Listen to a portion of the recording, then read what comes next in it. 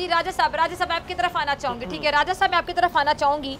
ये जो कश्मीर के हवाले से बात जब भी इनसे की जाती है, कश्मीर के बारे में कहते हैं कश्मीर हमारा अटूट अंग है। जी।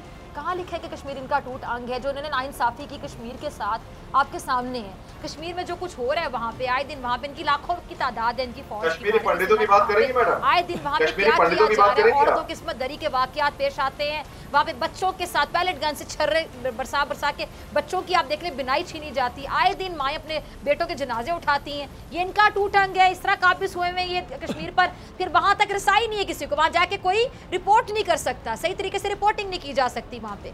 और अपने मनपसंद लोगों को वहाँ पे ले जाके ये रुख दिखाना चाहते हैं, ये दिखाना चाहते हैं कि झूठी एक एंगलिंग, जैसे पालतू मीडिया है, अर्नब गोस्वामी जैसे एंकर है कि जो कहा जाता है वो बता दिया जाता है। कश्मीर से भी ऐसी रिपोर्ट्स ये अपनी मनपसंद चाहता है नरेंद्र मोदी की आ जाएं कि कश्मीर में तो सब अच्छा है।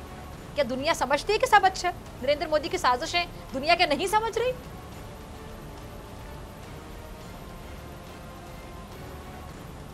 देखें जी, मैं तो आप दोनों एंकर साहिबा से भी और दोनों जो शरीक हैं गुफ्तगू में, उनसे रिक्वेस्ट करूंगा कि अपनी अपनी बात करें और बात सुने। ये टाकरा से मुराद ये नहीं है कि आप एक दूसरे को टकरें मारें। रियासत जम्मू और कश्मीर के लोगों के साथ जिस नेहरू और जिस महाराजा के मुआहदे की आप बात करते हैं, वही नेहरू यूनाइटेड नेशन में गया था तो वहाँ कश्मीरियों से वादा किया, फिर लाल चौक में आकर वादा किया, फिर यूनाइटेड नेशन के जितनी रिपोर्ट्स आई हैं, यूरोपियन यूनियन से जो रिपोर्ट्स आई हैं, जो बरतानवी पार्लियामेंट से जो रिपोर्ट्स आई हैं, उसमें सब ने ये कहा है कि जो पाबंदियाँ भारत ने लगाई हैं, जो गैर कानूनी जुराइम इंडिया कर रहा है, वो इंसानी हकूक़ की जो खिलाफ वर्जियाँ कर रहा है, उस पर आलमी बरादरी बोल रही है। किसी को आप मौका नहीं दे रहे। आपने अब अभिनंदन भेजा आज़ाद कश्मीर में और आज़ाद कश्मीर के लोगों ने उसके साथ बदला लेना चाहा, लेकिन पाकिस्तान आर्मी के हम भी शुक्रगुजार हैं कि उन्होंने उसको बचा लिया। वरना हमारे लाखों बहन भाइयों को पिछले 70 साल में इंडिया ने शहीद किया, हमारी औरतों को रेप किया। रियासत जम्मू और कश्मीर के अंदर जो जुल्म भारत कर रहा है उसको पूरी दुनिया ने माना है, और उसके मुकाबले में दुनिया का कोई ऐसा मुल्क बताएं, दुनिया का कोई ऐसा अदारा बताएं, दुनिया का कोई ऐसा फोरम बताएं जिसमें यह कहा गया हो कि कश्मीरी दहशतगर्द है। कश्मीरियों ने कहीं दहशतगर्दी नहीं की, कश्मीरियों ने इंडिया में जाकर कुछ नहीं किया, कश्मीरियों ने कलकत्ता और बम्बे में जाकर कुछ नहीं किया, कश्मीरियों ने दिल्ली में कुछ नहीं किया। कश्मीरी अपने वतन की आज़ादी की जंग लड़ रहे हैं, और उसमें अगर पाकिस्तान उनका साथ देता है और दुनिया के और मुल्क उनका साथ देते हैं तो वो हक पे हैं। इसलिए कि ये यूनाइटेड नेशन में भारत ने तस्लीम किया था, भारत ने ये वादा किया था कि कश्मीरियों का वो उनका हक देंगे।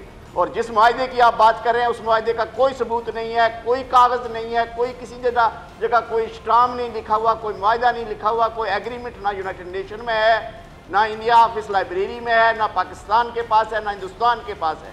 इसलिए कश्मीरियों को उनका हक दें और ये जुल्म बंद करें। और ये जो मुआहदे आप लोग आपस में करते हैं, पिछले 75 साल में मुआहदे होते रहे, लेकिन कश्मीरियों पर जुल्म बराबर जारी रहा।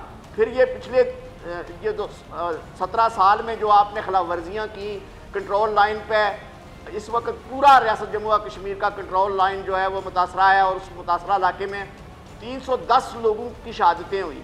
मकबूजा कश्मीर के अंदर जो कुछ हुआ वो तो अलहदा है, लेकिन कंट्रोल लाइन पे जो सीज़ फायर की खिलाफ वर्जियाँ की वो सबसे ज़्यादा हिंदुस्तान ने की, और उसका जनेवा में भी कहा जाता है, हिंदुस्तान को आलमी बरादरी में भी बताया जाता है। और उस हवाले से भी मैं समझता हूँ आप लोगों को अगर ज़रा सा भी ख्याल है, इंसानियत का ख्याल है, जमहूरियत का ख्याल है, और इस बात का एहसास है कि लोगों का भी कोई हक बनता है, और अगर आप अपने आप को एक बहुत बड़ा जमहूरी मुल्क कहते हैं, दुनिया की सबसे बड़ी जमहूरियत कहते हैं, तो ये जमहूरी हक कश्मीरियों को भी देकर बताएं और साबित करें इस बात को।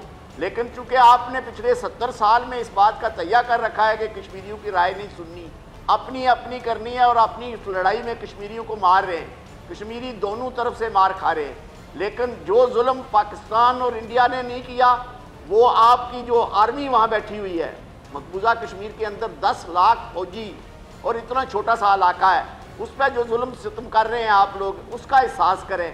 खुदारा एक बात का एहसास करें कि आप भारत वाले जितना खर्चा मकबूजा कश्मीर पे कब्ज़े के लिए कर रहे हैं वो अपने अवाम के लिए करें। लोग वहाँ भूखे सो रहे हैं, लोगों के पास इलाज नहीं है, तालीम नहीं है, बाकी सारी सहूलतें जो नहीं हैं, वो अपने लोगों को सहूलतें पहुँचाएँ, और वो पैसे जो आप दिफा पे खर्च कर रहे हैं, कश्मीरियों को पे गोलियाँ चलाने के लिए, पैलेट गन्स के लिए, और अपनी ये जो जहाज़ दिखा रहे हैं दुनिया को, आपने अपने जहाज़ों की कारकर्दगी भी देख ली, अपनी एयरफोर्स की भी देख ली, अपनी फौज की भी देख ली।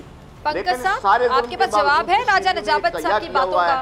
कि अगर हमने पिछले 100 साल में जो तहरीक चलाई थी उसको आज़ादी तक लेकर जाएंगे और इंशाअल्लाह रियासत जम्मू और कश्मीर के लोग आज़ाद होंगे और पाकिस्तान को मुकम्मल करेंगे। अगर आप हो गया तो मैं बोलूं? हेलो, आपसे ही मैं सुनना चाहती हूँ, जवाब है आपके पास? बिल्कुल बोलें, बिल्कुल बोलें। आप बोल रहे थे, मैं आपसे जवाब बोल रहे थे, इसलिए मैंने सोचा कि पहले वो साहब अपनी बात मुकम्मल कर लें, उसके बाद मैं बोलता हूँ। तो जैसा कि आप दोनों हज़रात इल्ज़ाम लगा रहे थे भारत के ऊपर कि भारत दहशत फैला रहा है, कश्मीरियों पर जुल्म कर रहा है और तमाम तरह के इल्ज़ाम आपने लगाए भारत के ऊपर, तो मैं जानना चाहूँगा फाइनेंशियल एक्शन टास्क फोर्स की ग्रे लिस्ट में क्या इंडिया चला गया है? क्योंकि दहशत तो इंडिया फैला रहा है कश्मीर में। इंडिया तो ब्लैक लिस्ट में जाएगा, परेशान ना हो आप। नहीं, मतलब वही तो अभी ग्रे लिस्ट में कौन गया? 2012 में, 2004 में, पता नहीं को लेकर जा रहे हैं। आप लोग तो चाहते थे कि हम ब्लैक लिस्ट में चले जाएं। ये लोग तो चाहते थे हम किसी तरह ब्लैक लिस्ट में चले जाएं। चलिए शुक्र है ब्लैक लिस्ट में तो नहीं गया ना पाकिस्तान। कनाडा के प्राइम मिनिस्टर किसके खिलाफ बात कर रहे हैं? यूएन के ह्यूमन राइट्स काउंसिल ने किसके खिलाफ 2 रिपोर्टें शाया की? मुझे ये बताइए, यूएन के जो मैंने आपको 2 इंडिपेंडेंट एक्सपर्ट्स भी बताए हैं जिन्होंने 18 फरवरी को अपनी एक रिपोर्ट दी है, वो किसके खिलाफ दी है? भारतीय सेना के खिलाफ। किसने, जेनोसाइड वॉच ने किसके खिलाफ कहा है कि जेनोसाइड हो रहा है, एथनिक क्लेंसिंग हो रही है? किसने कहा है कि जेनोसाइड के 10 स्टेजेस मकबूजा कश्मीर में पूरे हो गए हैं? किसके बारे में कहा जा रहा है? भारतीय सेना। तो आप तो एक FATF को लेकर बैठ गए। ये सारी चीजें, human rights watch, genocide watch, United Nations, EUDIS, तो वो आपकी कोई बड़ी तारीफें नहीं कर रहे। जरा आप इसके बारे में बताइए ना। इंटरनेशनल क्रिटिसिज्म, जो इंटरनेशनल तनकीद, आलोचना, उसका तो सामना आप लोगों को करना पड़ रहा है। मैंने यही तो कहा, आपका तो कोई समर्थन नहीं कर रहा।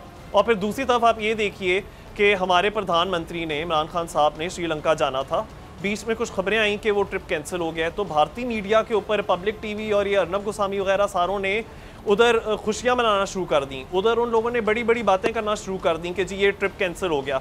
उसके बाद क्या होता है, हमारे प्रधानमंत्री श्रीलंका में जाते हैं, वहाँ उनका सम्मानित भी किया जाता है, उधर एक स्पोर्ट्स कॉम्प्लेक्स भी उनके नाम पे खोल रहे हैं। बल्कि जो बोरिस जॉनसन है यूके के प्राइम मिनिस्टर, उन्होंने अपना ट्रिप भारत में कैंसिल कर दिया, बिकॉज इस वक्त कोई भी मोदी के साथ अपने आप को वाबस्ता या एसोसिएट नहीं करना चाह रहा। मोदी की इंटरनेशनल रेपुटेशन बहुत गिर रही है। आप अपना लोक तंत्र संभालिए। आप मुझे ये बताइए कि आपने जो क्रैकडाउन किया दिशा रवि के ऊपर, नवदीप कौर के ऊपर, जी कहिए। आपकी बात पता नहीं कहां से इतने सच आप लोग ढूंढ करके लाते हैं, मुझे ताज्जुब होता है। बोरिस जॉनसन का जो टूर था वो कोरोना की वजह से कैंसिल हुआ था। बोरिस जॉनसन ने बोला भैया हमारे यहाँ कोरोना तो बहाना है, इंटरनेशनल मीडिया की रिपोर्ट है, असल में मोदी को मिलना नहीं। अच्छा आप लोग इतना सच। अच्छा अभी यूनाइटेड नेशंस में कुछ समय पहले, 2-1 साल पहले, कुछ जो अभिनंदन वाले केस के बाद की बात है, जब यूनाइटेड नेशंस में आपके जो रहनुमा पहुंचे थे, वहाँ आपके ऑफिशियल थे, वो इंडियन ऑफिशियल के आगे हाथ ऐसे कर रहे हैं, हाथ हैंडशेक के लिए। तो इंडियन ऑफिशियल ने हाथ जोड़ के उनका अभिवादन जरूर किया, लेकिन हाथ मिलाया नहीं, क्योंकि एक टेररिस्ट कंट्री के ऑफिशियल के साथ हाथ नहीं मिलाना चाहते थे। उस चीज को आपके फैक्ट्स थोड़े गलत हैं जी, मैं आपको बता दूं, ये इंटरनेशनल कोर्ट ऑफ जस्टिस में हुआ था।